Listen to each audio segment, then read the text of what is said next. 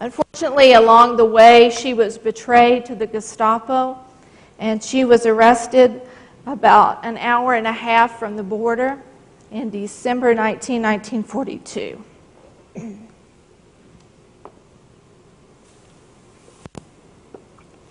As was often the case, she went through a lot of different holding camps, and finally, she traveled by cattle car from Paris in July of 1943 to Auschwitz. She was 36 years old.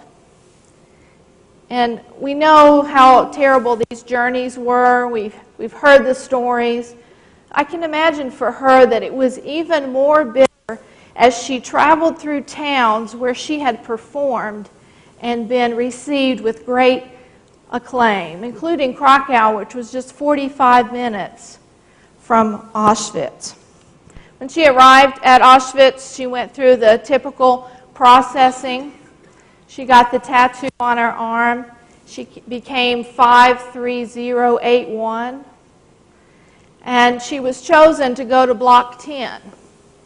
Now, it was one of the worst places to go. Block 10 was the experimental medical block. That was where Dr. Joseph Mengele was and doing his horrific experiments. Fortunately for Alma, because of her fame, when she got there, she was immediately recognized. And someone said, "Wow, you're Alma Rosé." And they went and found a violin, and they gave it to her. And they said, "We have to tell the head of the camp that you're here, because we have an orchestra and we need you in it." The head of the camp was Maria Mondel. She was the head of the women's camp. Notoriously evil woman, sadist. Was also a music fanatic for sure. And that was Alma's first introduction to the fact that in this horrible place, this place of torture and death, that there was actually music being made, and there was an orchestra. This is a photograph of the men's orchestra at Auschwitz.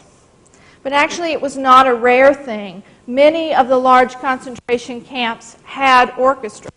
This orchestra came into existence in 1941 after an entire Polish radio orchestra was arrested. It grew to 120 members by 1944. Why? In a minute, we'll talk more about why they would want orchestras. One of the reasons is the Germans were great lovers of music, but they also recognized the power in music, and they wanted to harness that power to help them do what they wanted to do. This is another photograph. This is from a different concentration camp of an orchestra playing. This is a drawing that was made in secret by a prisoner. You can see an orchestra there playing while the other prisoners are marching either to or back from their work detail. And another drawing. In the background, if you'll look, you'll see somebody conducting. That's them conducting the orchestra during the marching work. You wonder where'd they get all these instruments? People brought them with them. The Gestapo knocked on your door and said, "You have 10 minutes to get everything you want." If you were a musician, one of the things you grabbed was your instrument. Okay. And when you got to the camps, obviously everything you had was confiscated. So they had a wonderful collection of instruments, and that became the basis of the orchestra. Now, to think just a little bit more about why they might have had orchestras, these are some of the reasons. One was propaganda. It was important to the Nazis, at least early on, to try to paint a picture for the rest of the world that bad things weren't happening in these places. And that was one of their evidence that there was an orchestra playing music.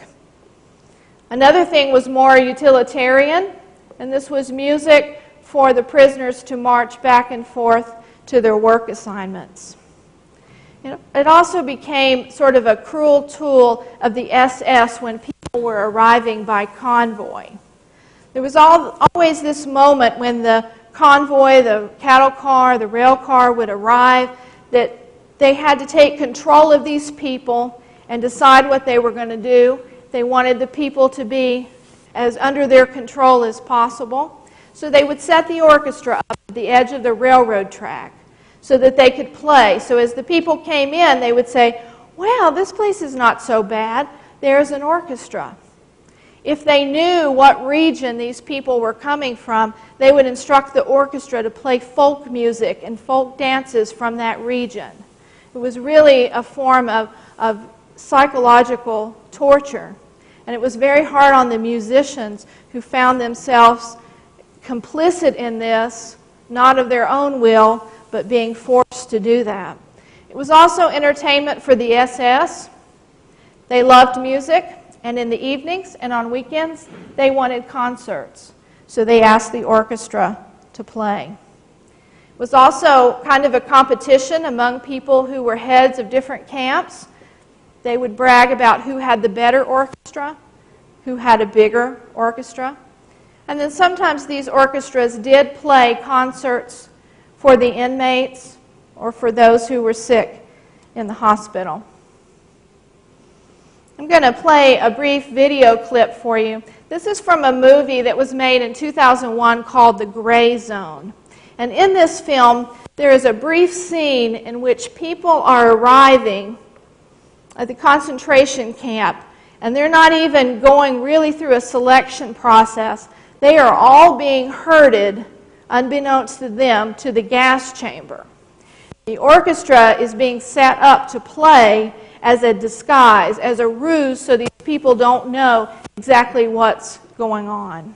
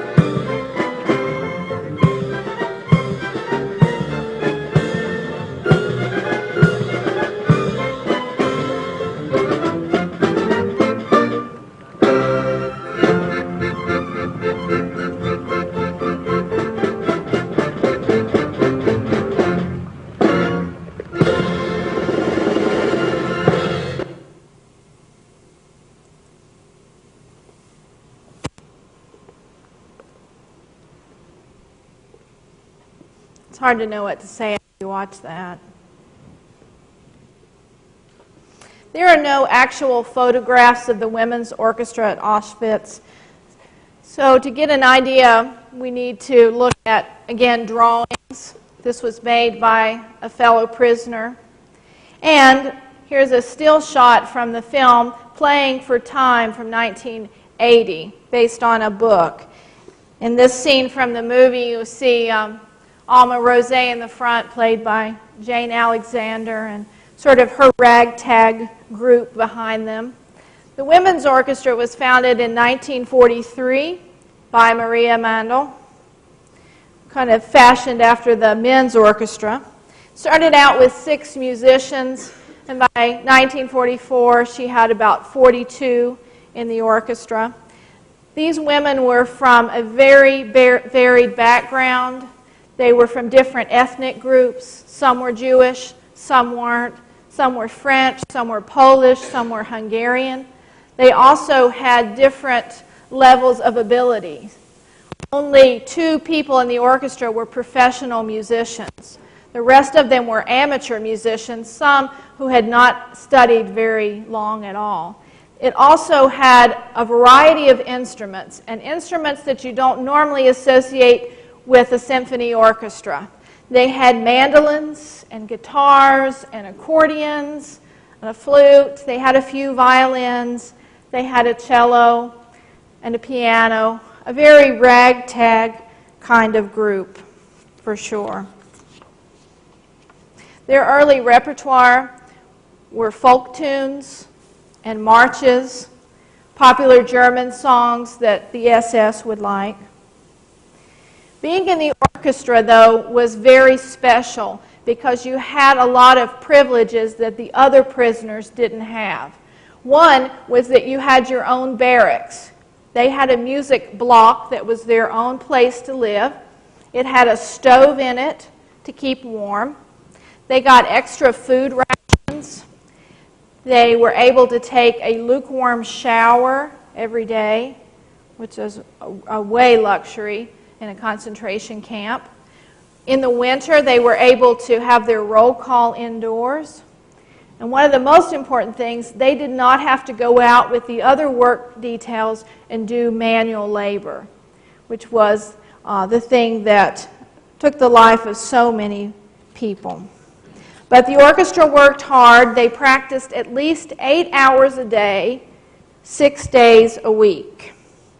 They played for the arrival of convoys. They played every morning for the inmates to march to work. They played every evening for them to come back. They gave concerts.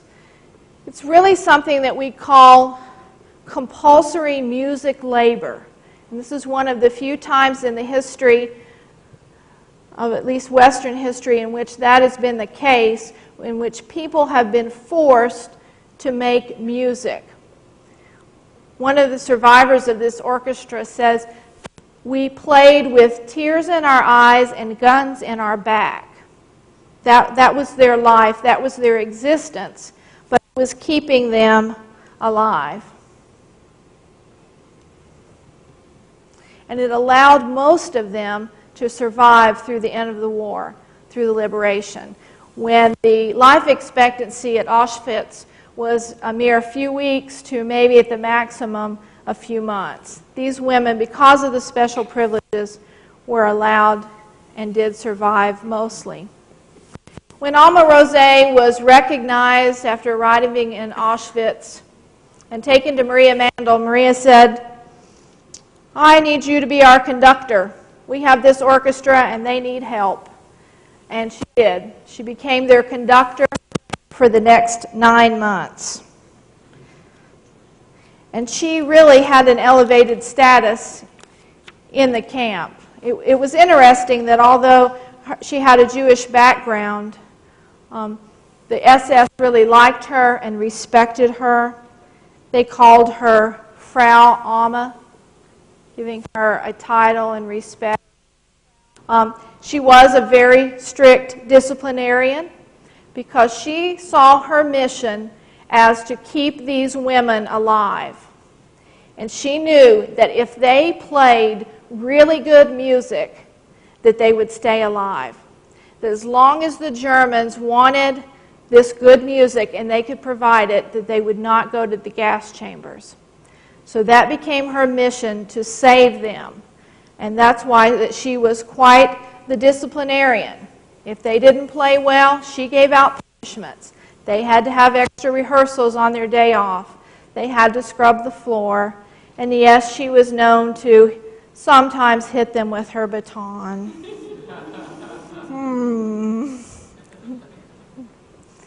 But I think it's really important to note that during